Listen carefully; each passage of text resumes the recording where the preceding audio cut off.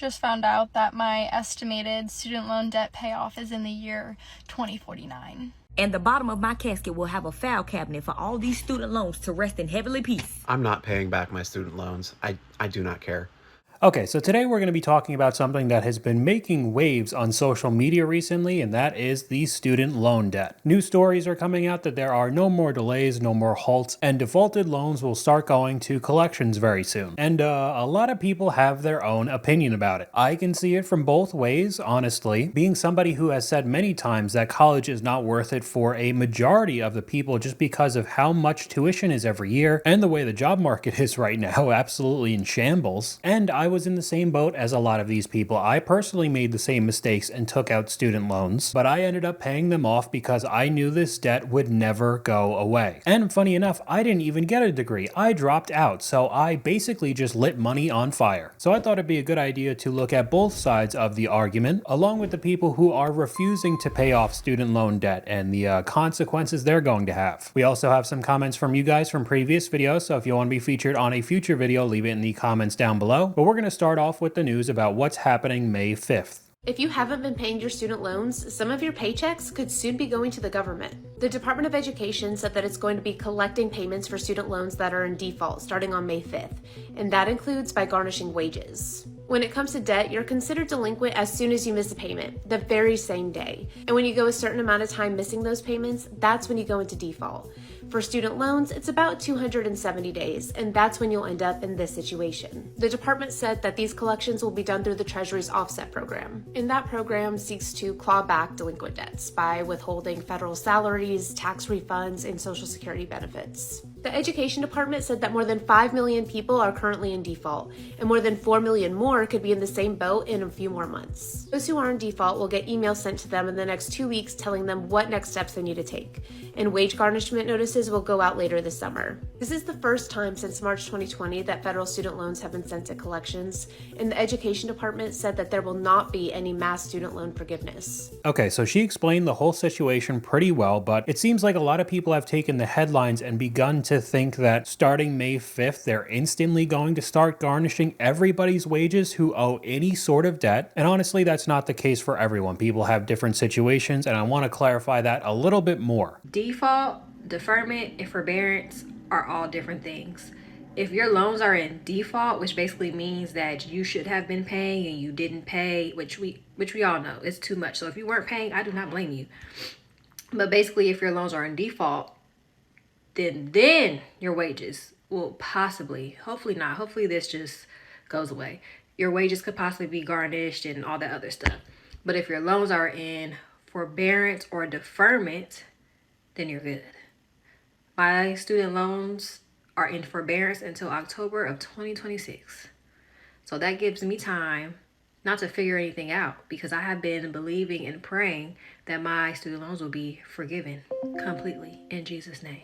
Okay, so a couple things. She's correct about the differences. It's not like everybody has defaulted loans and will immediately start getting their wages garnished. But on top of it, it's not like you're in the clear. I believe she said she was in forbearance till 2026. But the last little part of that video, when it comes to finance, especially all the different types of videos that I've made, I'm starting to see more and more often people take a religious side to their finances. One of the craziest ones is that somebody made a Jesus meme coin and then apparently lost a whole bunch of money. And then on his own video, he was replying to comments saying that it's all in God's hands now. You could believe in whatever you want to believe in, but not taking control of your own finances seems like a very slippery slope. But either way, we're starting to see a lot of people crash out, honestly, on TikTok saying they are not paying. I'm not paying back my student loans. I do not care. Oh, but what about your credit score? What am I going to do with a good credit score? Buy a house on starvation wages? Buy a car I can't afford to insure? I'm not paying them back. I don't give a shit about my credit score. Oh, they're going to garnish your wages. Most of us are underemployed. If they start taking additional money out of my paycheck, I just won't work. My life will not get worse.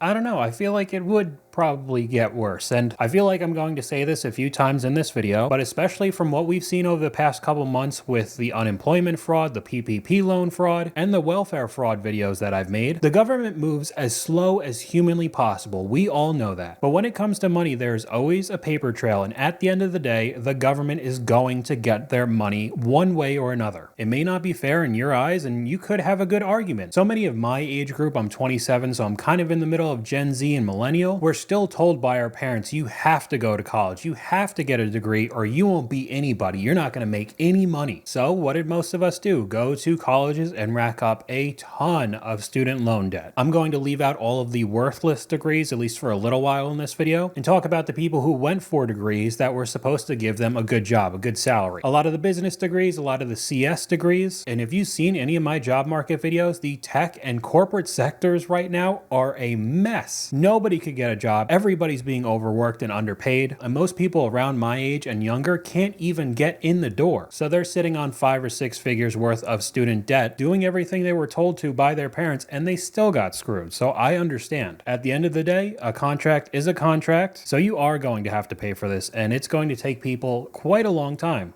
Just found out that my estimated student loan debt payoff is in the year 2049. 2049. 2049. Do I have my fiance start planning my funeral today or tomorrow? Whenever we go into the comment sections of any of these videos, it is a bloodbath. People arguing back and forth, and it just becomes an entire mess of a situation. I willingly sign for loans knowing I have to pay them back, and now that I have to pay them back, it's not fair. I get it, just like I said before, a loan's a loan, even though for a majority of the people it was a pretty bad deal, and you could see the 181 replies for just that comment alone. So like I said before, you could have your own opinions, and people definitely have theirs. Did you not take out the loans? So I mean, again, this is just an absolute mess of a situation because there's some comments like this. I'm stunned by the amount of student loan debt. Does no one work their way through college anymore? At least to me, that's starting to seem pretty out of touch because when we're seeing college tuition on the low end being around $30,000 to $40,000 a year, most of the time not including all of the BS fees. If you have your own vehicle, having a parking permit, of course, room and board, any of the insane hundreds of dollars for crappy textbooks that are basically the same as the other 50 volumes before it, but you absolutely have to have the newest one, and all of the other million things that they nickel and dime you for. But on the other side of the argument, I know many people could at least significantly reduce their overall debt by going to community college. Obviously, way less of a tuition for the first 2 years, you get your associates, you do the right things, you get the grades, you take the right courses, and then you could transfer over to a 4-year with all of your credits. Put you in a way better situation than most people, but many want the college experience. They want to be able to live away from their parents for 4 years, party, have new friends, the entire college life. And because of that, you're most likely adding 5 or possibly 6 figures just for those 2 extra years. I can't remember how expensive USC is. It was something insane. I gotta look it up now. This is an extreme example because it's a very expensive school. Tuition for 2 semesters, 1 single year, $73,260. Fees, just extra fees, another $1,900. Don't specify about it. Housing, board and room, an extra $12,879. Food and meal plans, another $8,000. Books and supplies, $650, probably even more than that. Personal and miscellaneous, another $2,000. Transportation, $414, for a total of $99,193. If you don't make a single mistake and you're in and out of there 4 years, you're still racking up $400,000 worth of student debt. And then it becomes not as surprising when you see clips like this on screen right now with people in hundreds of thousands of dollars worth of student debt. I mean, one of them, we have $524,000, more than $500,000. And I'm trying to be as fair as possible, showing both sides of this argument, because even with people getting meaningful degrees that they were supposed to get good jobs and just end up getting screwed, there's a lot of people who went in and just got useless diplomas and clearly don't make nearly enough money to pay it off.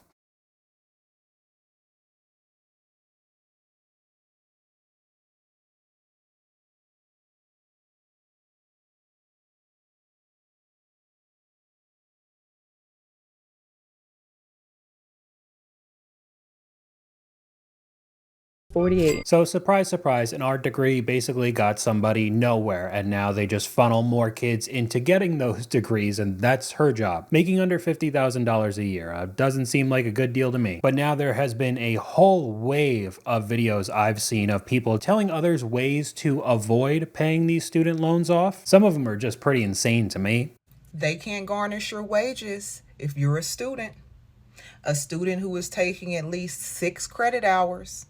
A student who is taking 6 credit hours in a degree-seeking or certificate-seeking program, preferably at a local community college where the tuition is going to be a lot cheaper than that student loan bill you're going to get. And if you never finish school and you want to return back, they have scholarships for that now. A lot of them. As if scholarships are so incredibly easy to get that everybody who even thinks about going to school would get them. But the solution to not pay for the student debt is to just be a student forever. So with the overwhelming problem in the job market today, everybody being overworked way more than 40 hours just to be able to survive, because they're also getting underpaid, during that you have to now go to community college and become a part-time student just to avoid paying your student debt off, and you're going to have to do that until you die. That's the solution apparently, because if you end up not going to school anymore, all of the debt that you added on trying to avoid it in the first place will be even worse at the end of the day. We could just look at some of the comments. That's just going to get you into more and more debt. I'm a teacher with a master's degree. If my IBR goes away, I'm going to start collecting associate's degrees like Pokemon cards. I can pay out of pocket for 1 to 2 classes and it would be less than loan payments, but you still have to be a student forever. We can see a direct response to the last clip from a lawyer. Or certificate-seeking program. That was Dr. Potts, and I looked her up before I recorded this video.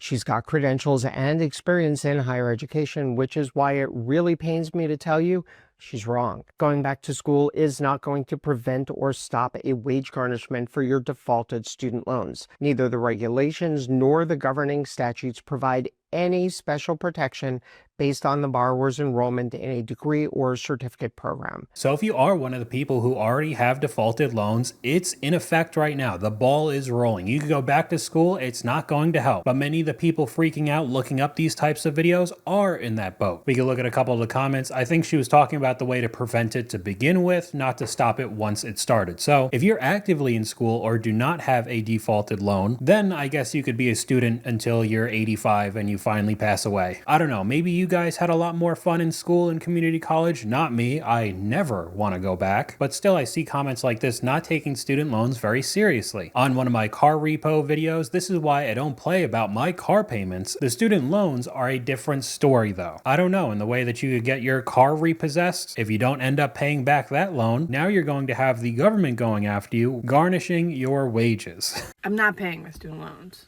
The government keeps threatening all these things they're going to do to people if they don't pay their student loans. I don't think they realize we don't care. We don't have enough to care. We don't care about credit scores anymore. We don't care if you siphon our paychecks. We're just going to quit and move on to the next company because that company was probably going to fire us anyway. People don't stay at jobs like they used to. People aren't locked in to a job they have to stay at for 35 years because they're getting a pension and great benefits. Those things don't happen anymore. So if you threaten to siphon people's paychecks, they're just going to quit and go to another company because that company was probably going to go bankrupt anyway and fire everybody in the next couple months. This is going to be so much work for the government to siphon paychecks. I guess she thinks that if you quit and go to another job, the government can't track you. You just become invisible to the system. Hate to be the bearer of bad news, but if the government wants to find you, they're going to find you. Maybe you could possibly get away with it for a little while. If they want their money, they're going to get their money. We could take a look at the comment section. Do you think garnishing your wages stops if you go to a different company? That was the first comment. Right away, somebody thought it was odd. It'll take time for them to set it up again, and by the time they do, people will move move on again. Have you not seen the job market? People can't do that to begin with. But let's forget that fact, and apparently you're just going to job hop every couple months so the government will never find you, I guess. So they might miss your paychecks, but then they'll get your tax returns. The way things are going, I wouldn't be surprised to see liens, which means any property is fair game, home, car, etc. I honestly wouldn't put it past them, but we could go back to the other side of the argument. Again, I'm trying to be as fair as possible because both sides make very good points. The narrative shift that's happening right now and the gaslighting I'm seeing from when I was a kid being told all the time, my entire life up until I was 18, you have to go to college. If you want to have any chance at getting a good paying job and taking care of yourself, you have to go to college. To now being, oh, you went to college? Oh, that was really dumb. Why did you do that? And it's actually even worse than that because I didn't get a degree. Okay, I don't need college loan forgiveness. But a lot of the people that did finish and went to school and got degrees, not only in like high paying positions, but stuff where it directly affects the economy and people's health, like nurses, like lawyers, like doctors. And for the economy to go absolutely in the crapper, leading to many of those jobs not being able to support themselves while also paying off a student loan, to tell those people that they were dumb for trying to do that, it's kind of like saying, wow, you believed that you were going to have a good economy? You believe that being a nurse was a good job? Wow, that was stupid. It's got to be the biggest flip-flop narrative switch I've ever seen in my entire life. And honestly, I agree with that as well. Like I said early in the video, I was told by my parents and my teachers, you absolutely have to go to college. You have to get a degree because so many people do that if you don't, trying to go into a job is now impossible. But now it's starting to turn into, well, everybody does have that degree, so we don't have enough job positions to fill it. It's an oversaturated market, and now we could start lowballing for what was supposed to be a high-paying job. We could look at some of the comments. They literally shamed us for even thinking about community college or working after high school. I personally didn't hear too many bad things about community college when I was nearing the age of getting out of high school, but I know some people's sentiment is that they have to go to a 4-year college and have the whole college experience and be able to party and go to football games and do whatever and rack up a ton of debt because of it. And we have another comment from one of you guys. Student loans are easily the biggest scam going. Young folks need to avoid the universities like the plague, because normally what I'd say is I think it'd be okay for you to go to a college if you had everything planned out. You knew exactly what degree you wanted to get this certain job that was going to pay this certain amount of money, and then eventually you pay off all your student loans and you'd have a good life. Maybe that's still the case if you're a doctor or a lawyer. I even see people who are nurses having difficult times. Same thing with the dental industry. What I said before, any of the CS stuff, the tech sector, or any of the corporate life stuff is a complete mess right now, and there is still no way to get out of these loans. It's not like you go bankrupt when we see the credit card debt videos. There's literally no legal way for you to get out of paying your student loans. You cannot. You are in a prison. It's the same as debtor's prison. And I'm watching these people send their kids to debtor's prison for jobs that they don't need to buy degrees for. And it's wild, but they've convinced them that they have to do that to get any good jobs. But the reality is very few jobs are going to be good enough to get them out of this. And that seems to be the reality in 2025. But we could go back to the wave of people telling you on TikTok how to get out of paying your student loans. It just gets funnier and funnier. As someone who used to work in student loan collections, my advice for everyone is to delete your LinkedIn, lock down all your socials, and make sure you're not on any company websites. Just make sure you don't have any of your employment information online, because they will have to find your employment and verify it. So, hope this helps. Okay, so to be able to get out of the student loan debts, be a student until you're in the grave, and then also just delete your online presence, because I guess that's the only way the government could track people is if you got an Instagram or LinkedIn. These are gold, honestly. They go by Social Security. This is 2025. They could find you regardless. That was basically every single comment on this video. Sorry, but they can find your employment through your Social Security number very easily. Tax returns and Social Security info, they already have the information. But we could go back to people apparently refusing to pay for these student loans. And the bottom of my casket will have a file cabinet for all these student loans to rest in heavenly peace. That's how much I owe in student loans. How much money I owe in student loans. Now let me provide you with some additional information, since I know that this video is going to go viral because people are cruel and a lot of people are going to be ready to attack me in the comments and judge me and do whatever they got to do to feel good about themselves. I am a proud 25-year-old with over $100,000 in student loan debt. I went to school. I got a free associate degree through the early college program. I then furthered my education and got 2 additional degrees. I have a bachelor's degree in entrepreneurship with a minor in management, and I have a master's degree in organizational leadership. But one thing America doesn't know about me is that I have 1 additional degree that's not on file and it's not in the records anywhere, and that's a law degree. At any given point, I'm prepared to take the stand and explain why I cannot afford to pay a dime on them student loans. I do think it's funny that the first half of the video, she was already getting ready for the hate because she knew what was wrong with her story with $100,000 worth of debt. She has 5 different degrees and apparently doesn't make enough money to pay any of that back. We also have a couple examples from influencer types. I feel like they might have just done this to get onto the bandwagon because this is such a hot topic issue right now. Things I do with $100,000 in student loan debt that would send Bradley on a budget into a coma. That's just another creator on TikTok that is very budget conscious, tries to save as much money as he possibly can, and that's kind of the whole thing. I don't really know why she started stuff with this creator. Doesn't look like they had any beef before, but I go out to eat, I also buy groceries, and I don't unplug my fridge. I buy new clothes and shoes. I throw away clothes once they get a hole or have seen better days. I season my chicken. I don't have 10 side hustles. I have health insurance. It's just a whole bunch of this kind of stuff, and even the comments section, the Bradley on a budget hate is so forced. I don't know, you literally have 6 figures of debt, so no hate to Bradley, but you make a post directly focused on shading him along with these student loans. I mean, adding into the hashtags, it just seems like this kind of stuff is for attention, and I mean, I guess it works. Not me entering my final stage of full-blown crash out. I'm literally crashing out. I was so excited for tonight. Oh my God, I'm so worked up. I was gonna get dressed up. I mean, I still am. I'm definitely getting a martini now.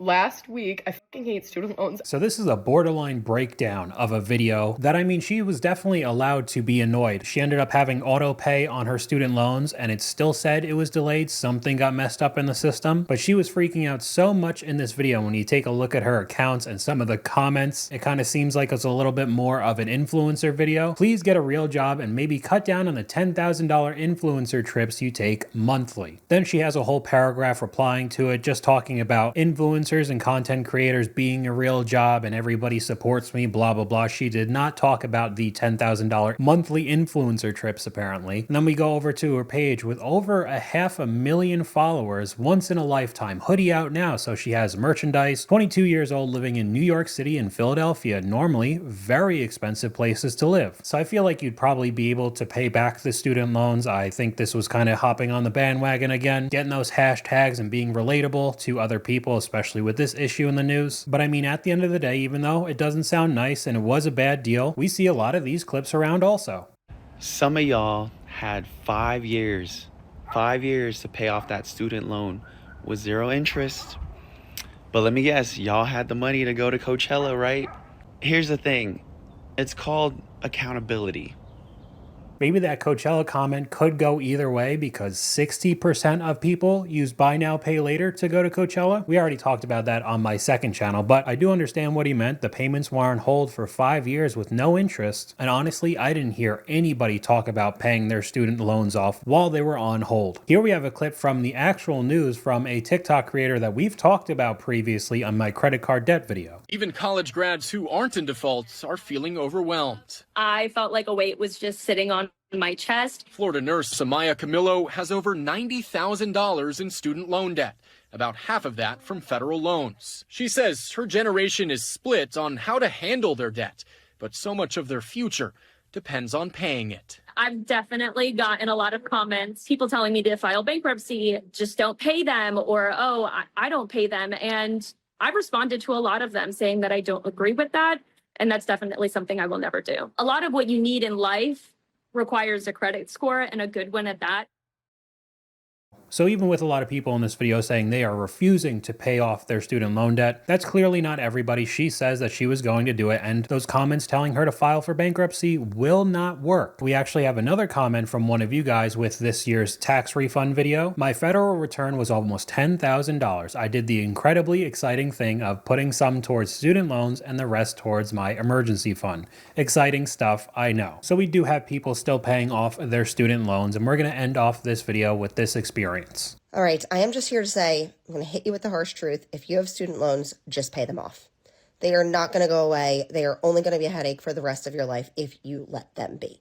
I know completely what you are going through. I had $160,000 upon graduating grad school with very high interest. I started out on an income-driven plan, was paying the minimum, ended up having so much more in the long run, and then having to really buckle down, change my whole budget, change my whole lifestyle, and do what needed to be done to get them done. And I'm here to say, if you want it badly enough, you can do it. It sucks. There is nothing enjoyable about it, but it is so much better to pay them off and not have them in the long run than to deal with the dread of them hanging over your head for the rest of your life. So get an extra job, budget your life, make sacrifices. It is all worth it, but just do it. Just get rid of them. It is the best thing in the world. So in conclusion, I could see both sides of the argument. College is not the answer for a good amount of people in today's world, even though we were all told we had to go to college to be anything in life, to be able to make six figures and have the American dream or whatever you want. But at the end of the day, a contract is a contract. It's a loan. It's debt that you have that will never go away. And the only option you really have is to pay it off. Or I guess be a student for the rest of your life and job hop every couple months somehow in this job market. But anyway, that's all I got for you guys today. Let me know what you guys think in the comments down below. YouTube thinks you'll like this video popping up on screen right now, but hopefully you guys enjoyed this video. If you did, please leave a like, and I'll talk to you guys later.